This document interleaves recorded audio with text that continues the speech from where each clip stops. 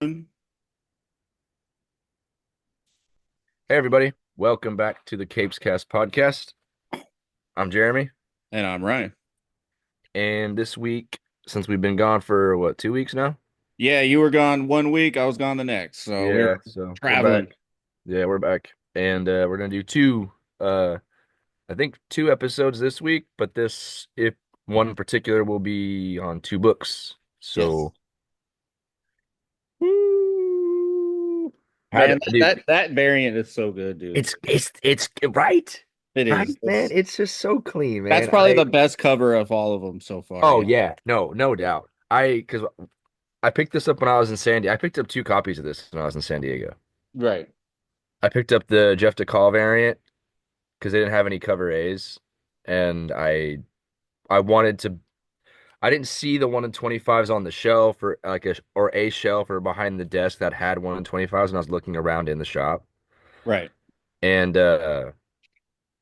I just grabbed the Jeff DeCall one off the shelf because that's the only one. That's the other one I would have wanted or I would have picked up, but I got the foil and the cover A here at home. Yeah. Like I Um, said, I wanted to collect all those Jim Lee ones, but Yeah, you can probably find them on. You can probably find them on eBay. No, I yeah. can't imagine they'll be too much more expensive than what they are cover price. Right. Um, but then like I go up to I picked up like Tin Can Society to the new Iron Man book. I picked up that first issue. That like the negative space variant. I picked that one up, and then I grabbed Turtles, Oh, the variant where he's like doing has like the prayer. yeah. That's Yeah, the Cliff I got Chong that one, one. right? Huh? Is that the Cliff Chong one or not? I don't know. No, I I think the don't. Cliff Chong one has them like that with Yeah, this. where it's like the character pro, like the full character profile. It's the one where he's like in the robes and he's like Yeah, meditating. I love that blue that's on those covers, man. Yeah, those are really nice. Yeah.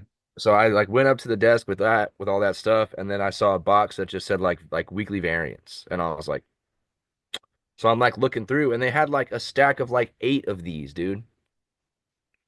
Yeah. Word. Damn. So I $25. I was like, okay, sure, whatever. Well, it blows my mind that Batman and Wonder Woman were so sought out, and it seemed like at the shop yesterday, Superman was just Yeah, and I mean it's crazy because I everywhere I look online, people seem to be enjoying it. So maybe like I Absolute Batman didn't take off as fast as Ultimate Spider-Man did.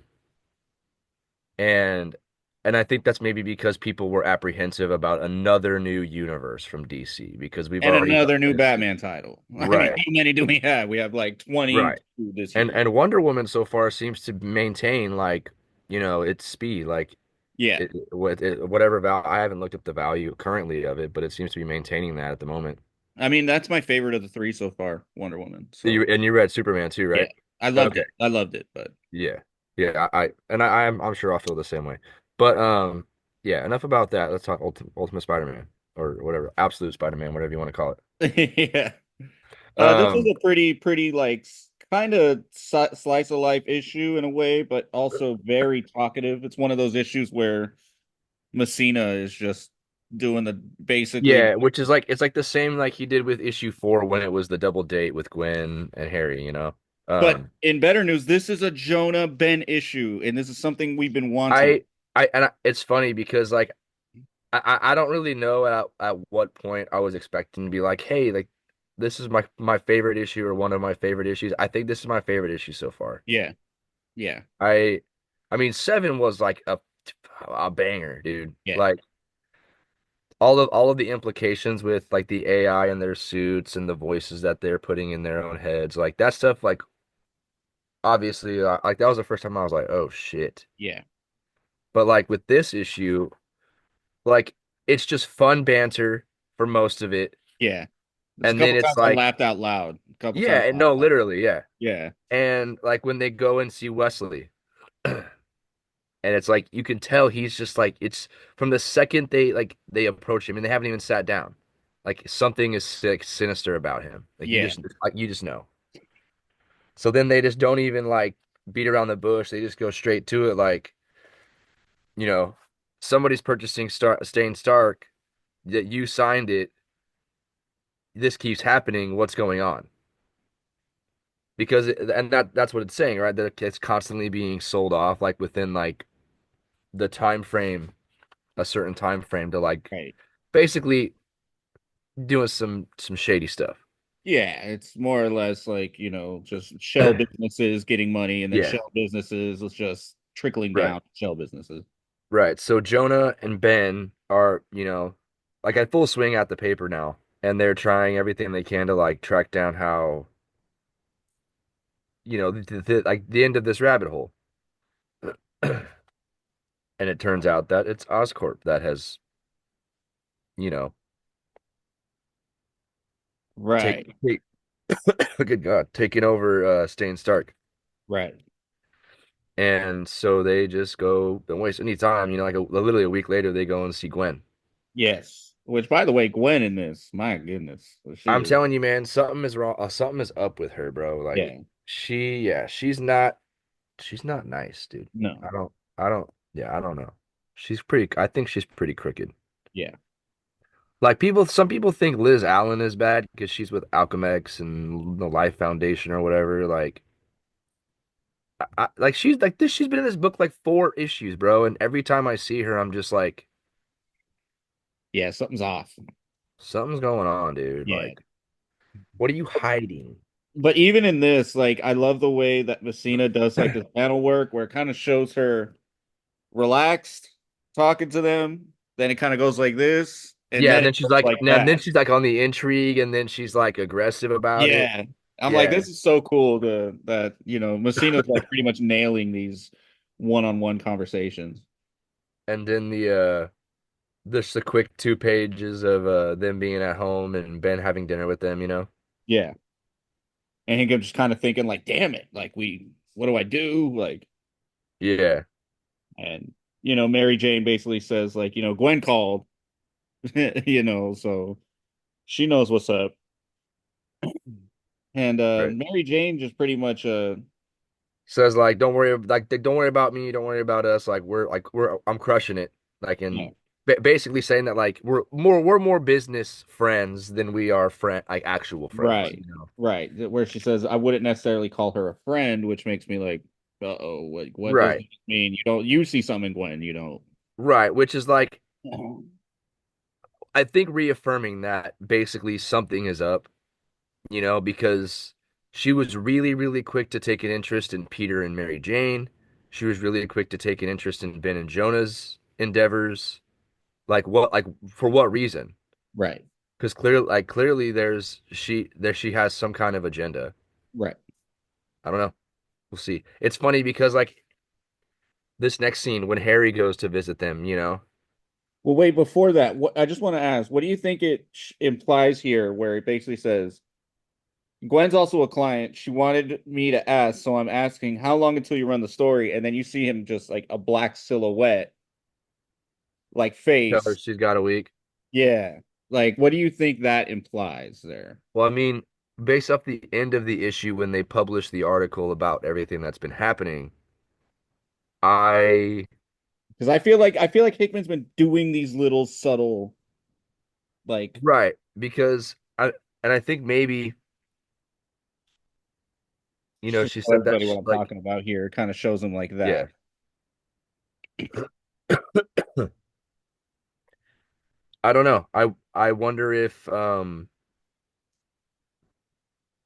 there was some loose end that she didn't want getting out or some kind of information that she hadn't taken care of, and this was like Ben saying like, "Hey, like whatever it is that she's hiding or whatever it is that she's like worried about getting out or like her money or basically whatever ducks she needs to get in a row, she needs to get them in a row within a week because this story's dropping then. Like it doesn't matter what Right. you say or do. Yeah. And I think like at this point, like they're like done playing nice about it. You know what I Yeah. mean? Like they just keep getting like BS excuse after BS excuse, and they're just like, all right, fine. Like you're not gonna be real with me, fine. We're just gonna drop what we know, and that is what it is. Right. Because I But don't know how to then take it if like that's him just being cold or if that's him like foreshadowing like, uh-oh, right, I this mean is gonna it's get you probably and in it could be trouble. both, and it could be both. Like sometimes I think I tend to overanalyze certain things with Hickman books, but Yeah. also like you never really know. Like, Right. but yeah, which I mean directly leads into the 2 days later situation with Harry going into see Ben and Jonah. It's interesting because it seems like Harry's not a bad guy. Right. Like he might be rich.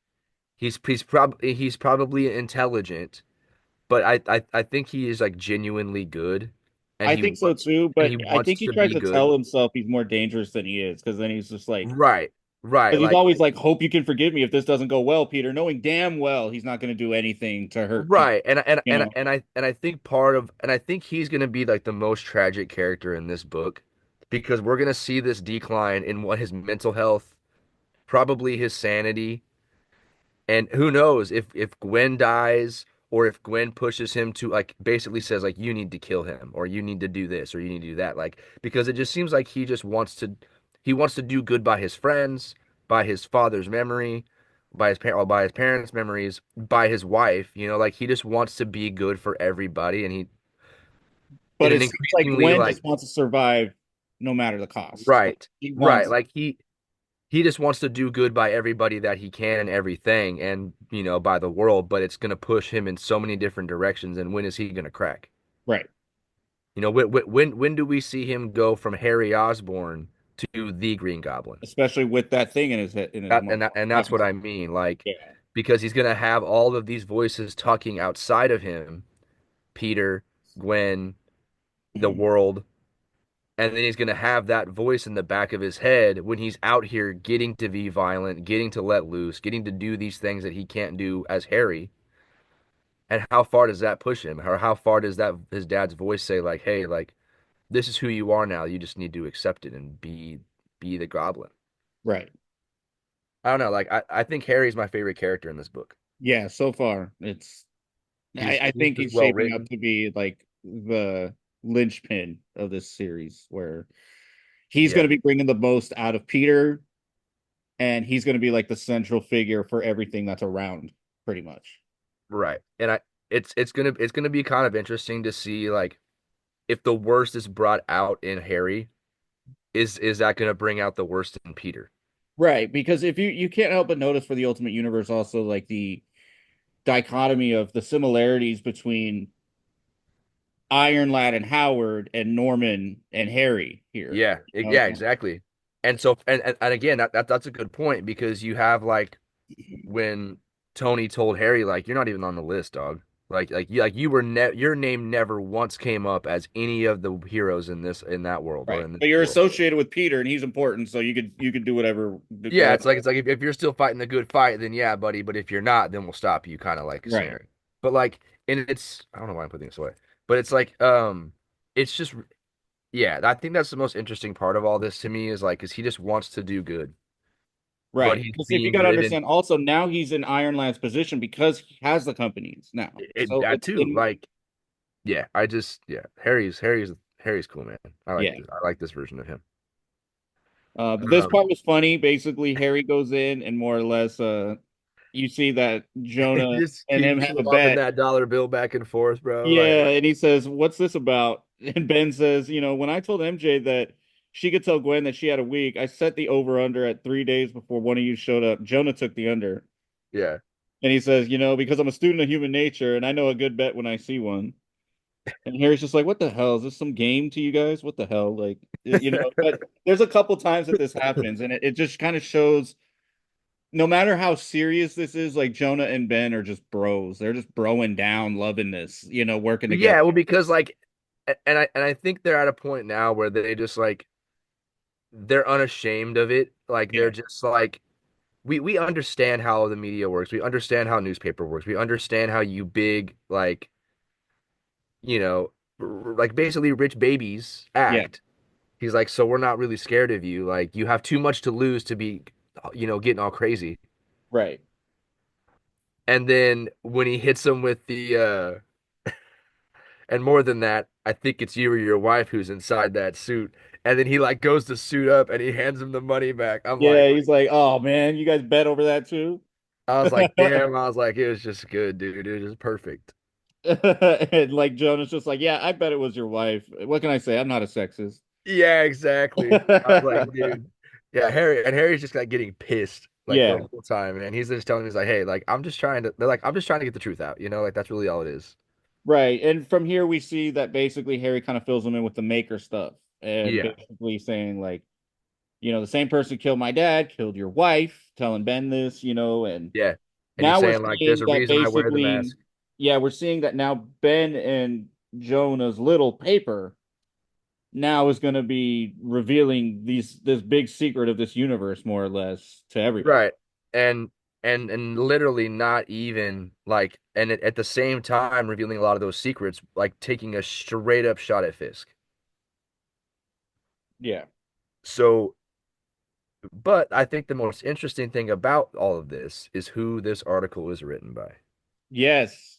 Yes. That was a fun little reveal at the end. I Ben Riley. Yeah. Very cool reveal. It's interesting. I don't know where that could go. You know, I don't know if it's just like that's just the moniker they're going to use for their to like hide themselves, which is interesting. I'm just scared for both of them. I think one of them's Yeah, gonna dude. something's gonna happen to one of them. Yeah. And I think it's just a matter of time, dude. I Yeah. really do. I think it's just like I don't think one of them uh lasts by the end of this like Sinister Six arc. Yeah. I think one of them is kicking the kicking the bucket, dude. I agree. I agree. But now let's chat about the other really good book. Uh, Beautiful book. Absolute Wonder Woman, Yeah, man. Ultimate Wonder Woman, whatever you want to call it. I mean, it's absolutely ultimate. It's just good, dude. Yeah. It's just so crazy. Yeah. Yeah, I still need to read Superman, so I'll be Great. doing that today. Great. But yeah, dude. I this is probably one of my I find myself saying this a lot recently, but I feel like this is one of my favorite number ones of the year, and there were Yeah. quite a few. Or like, you know what I guess, you know what Yeah. I mean, there were some parts I where mean? Hayden Sherman's art kind of, Yeah, I don't know. I read a book by him earlier this year. It was Into the Unbeing. I think I've talked about it maybe already Mhm. before. It was just like a kind of like a cosmic existential horror book. It was good. I really liked it. His art is good. It's very fitting for that kind of like weirdness and monster design and Yeah. stuff. It took me a But while to get used to it for sure. yeah, he has a pretty unique style. Like he kind of reminds me of some of the art that is in like Black Hammer. Yeah. I don't know. Like I haven't really read the book, but for some reason, this art reminds me of like Ice Cream Man, like the covers that I see for Ice Yeah, no, Cream. that's a really good that's a good one too. I and I've read like a bunch of indie stuff, so it's like and it's like literally half the indie books that I've read have art of like this that's in like similar in style. Right. I enjoy it. It kind of gives the book a unique like look, especially in like the superhero landscape when almost everything like if it's not like a Vertigo book or like a Black Label or something else like it's like very almost like cookie cutter now. Yeah. You just get like big muscular people all the time everywhere. Everybody's shiny, everybody looks clean. But this is like kind of gritty, rough sometimes. A little scratchy here and Yeah, there, yeah, but which I think is fitting for this. yeah, for sure. But dude, like even the first three pages, like when she just comes in on Pegasus Yeah, dude.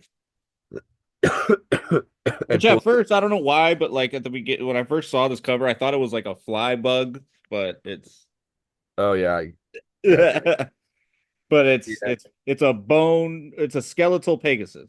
Yeah, which is just sick, dude. Her Yeah, armor is just sick. yeah, And yeah, she just pulls the sword out of the magic bag. Whatever bag of holding or whatever, like whatever they call it. I don't remember. yeah. And then she comes down and she's like, uses the blood of the demon she killed to like cast a spell. It's just cool, bro. And I love it that like they established like yeah, she's badass. She looks like a warrior, but it still says here like the princess had all the gifts that any princess could hope to have: beauty, grace, compassion, and kindness. So it's like basically saying this is Diana. She's still Yeah. compassionate. She's still all And I about think love. both of these books, and I hope Superman is the same when I get around to reading it. But they open up with like basically like like a meta narrative saying like these are still the characters that you know, and they Right, still have the qualities that you know about them, but the world that they're a part of is very different. right. So, And it's resisting them. It's not really embracing them. Like that's right, exactly. Like where, yeah, exactly. Like whereas every other universe is, you know, focused on hope and has a a tighter balance, and they are like resisting the chaos or whatever. Where in this one, it's just them. It's just it's just baked into their DNA, but right. they're still who they are at their core. And then it's just like we get the like her origin when Cersei was just basically in hell doing Which, her by the way, thing. I did see an interview of Kelly Thompson, and she said she regrets this. She said she regrets basically because she thinks that this is deceptive. The last Amazon 1 out of 5. She thinks people think that's a mini series, but she did it because Scott Snyder did the same thing for Well, Adam's it's Batman. also just like the arc Yeah, title, you know what I mean? right. But she's just like, I kind of did it because Absolute Batman did that with like its title card, where it's like Absolute Batman, the Zoo, Hmm. part 1 of 5. So she was like, I wanted to kind of, Did Superman do that? I believe so. I do There you believe so. go. Yeah.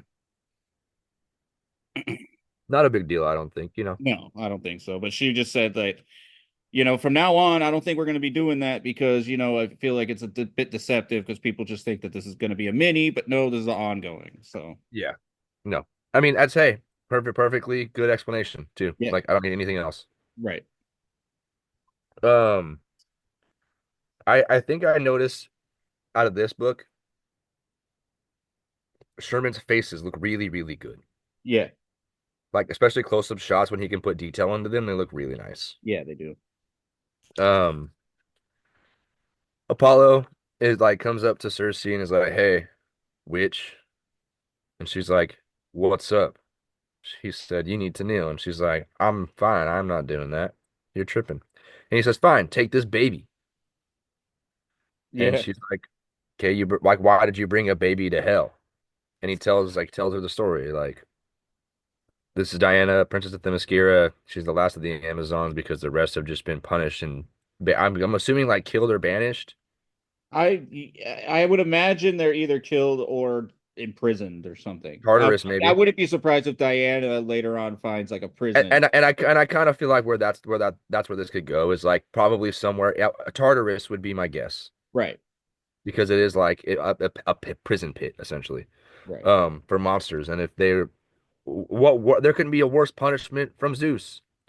Send an entire group of people to a prison full of evil, just like horrifying monsters, bro. right.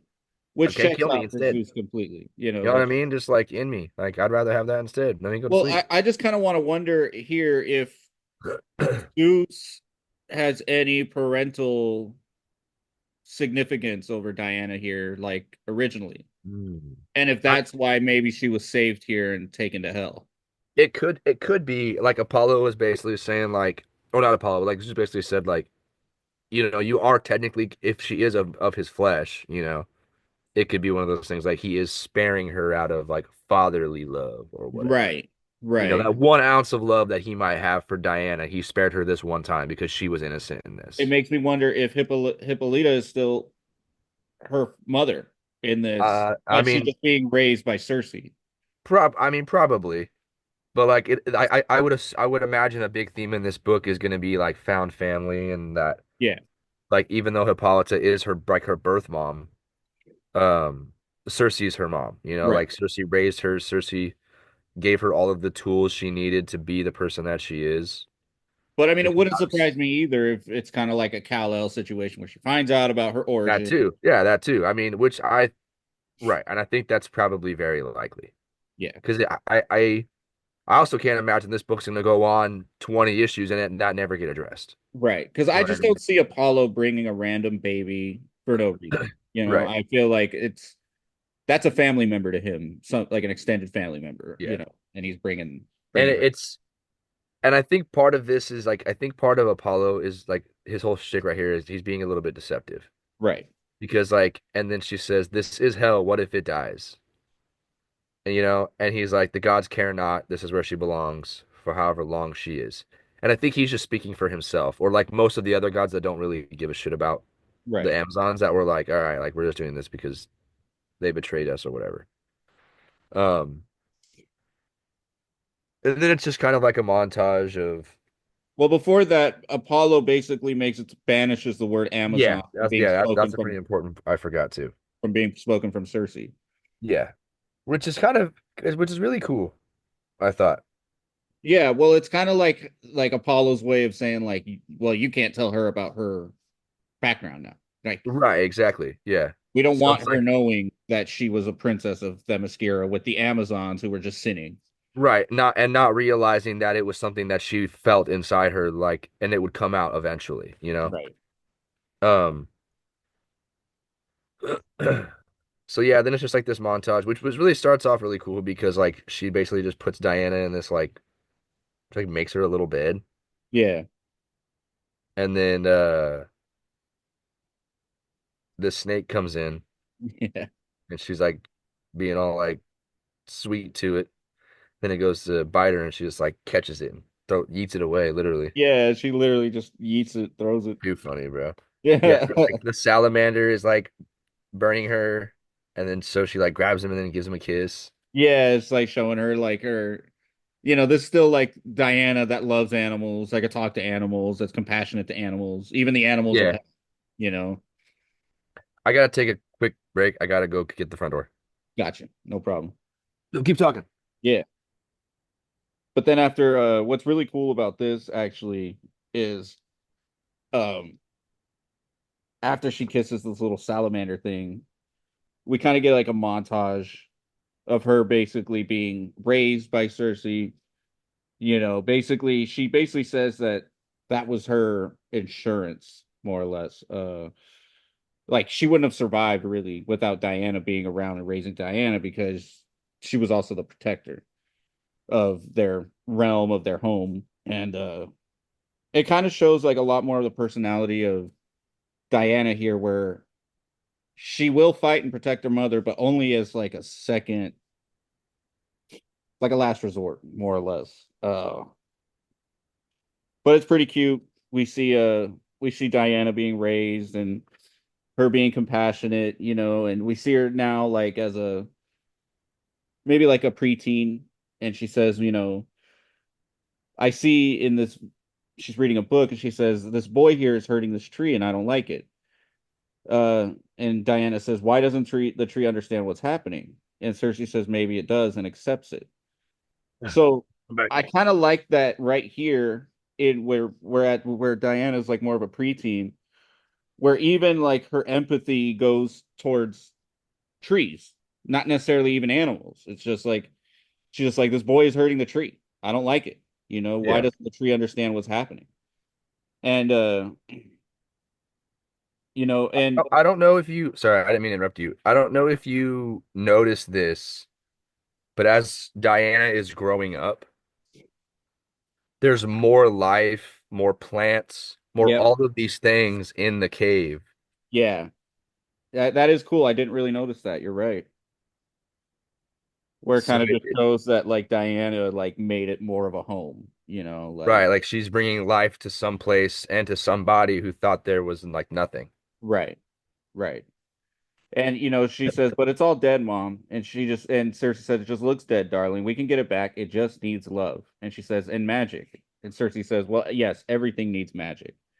So I think that's showing here that like we didn't see too much of it yet, but it's kind of like showing the witchy, like this Diana's a Right. witch and she Yeah. messes with like magic. She doesn't just have magical artifacts like Right. she's magic at this point. Which I really like because like, Earth Prime Diana or more recently has been like dealing with magical stuff. Right. Like since she was basically the leader of Justice League Dark in Right. Rebirth.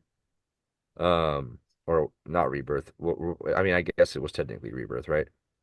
New Or 52. right after Rebirth was over and it was like no justice and then Yeah. all that. Um, so it's actually interesting to see her like be like so based in magic and not just being like magical because she's a god or knows some magic because she's a god, but like actually like practicing it like or having been practicing it for a long period of time. Right. And then we see right here where she says, "Mother, there's a word," and she says, what is it? You haven't said it." And she said, "I'm not sure if it's a real word." And she says, "It's real if you say it." And then Diana says, "Perhaps." So, Yeah. this that scratched out word basically now is beaming out of Diana. She feels it. It's Yeah. beating like a drum. And then we see Diana like turn the page more, and yeah, there is more life in the room here. And Diana's just like, be reasonable. You don't have to die today. To like a Cerberus tiger thing, Yeah. and it just kind of shows that like Cersei, she protects Cersei in this realm. Like Cersei probably wouldn't have survived this long without Diana at this point. Yeah. You know. And then like the next one is them doing magic. The one after that is her protecting Cersei again, like you said. Mhm. And then just it's basically like with some commentary by Cersei saying like this is how you raise a child and then you fall in love with that child and then you let them go to show like to prove like your love for them. Right. Right. And then this last little bit here where she's gonna take on the what was it, Tetracide? Yeah. Is that what they're called? Then this Harbinger Prime. Uh really, really cool fight, dude. Yeah, dude. And basically Diana's like saying, you know, like this world's protected. Like if you thought it was like the world like basically like I'm here and you're not gonna be able to take this world. Right. And then he just says like, but it is not like basically saying it's not protected. He's like, we're too much for you, whatever. Um, Pegasus comes in. Just these pages are great, dude. Yeah, they are. So sick. Uh, and then it's just like the laser eyes, and she's like, damn, laser eyes every time. Like, Yeah. so implying that this is something that's like, this is like a repeated thing for her, and it's just like funny, quippy stuff. Right. Um, it calls in the reinforcements. She gets blasted and she's having a moment again with her mom and it's now talking about this word. Right. And then she says like mother and she says yes, I must ask you about this word again, and she said I thought you might. Diana says it's important and I'm afraid. And then Cersei says like my girl fears so little, but then Diana just keeps saying that she's afraid. And then Cersei just basically says like you know what you are, you're not afraid of the word, you're just afraid of what might happen after you say it and how you'll change. Right. Like, and it's just basically like she feels this call so powerfully that it's like beating in her chest. So, and then she says it, Amazon, and it's Yeah. not scratched out. And then she like repeats it again, and then she says it again. And then when Cersei tries to say it, it's scratched out. Right. And then, Diana's like surprised by this. And she's like, hey, like, why would they do this? And then Cersei's like, I don't understand why either, but maybe it's because, the Amazons had a job and they, were protecting the people from the world above. Like, just explaining to her, like, there's obviously a reason why they got rid of the Amazons and why they have banned this word. Right. And then we see basically she has her lasso and she's ready to just throw it down with this Yeah, and it's tiny like she thing. just keeps saying Amazon, like Amazon, Amazon, Amazon. And Yep. then, the Harbinger Prime like taunts her again. And then she's like, no, like you won't. Well, And I'm like, we damn, got dude. less than a few seconds, so You really? yeah. Oh, listen a minute. All right, guys. That's all the time we got for today, Laura, and we'll be back tomorrow with another one. All Thanks right. for tuning in and thanks for hanging out for 30 minutes. Later on, guys.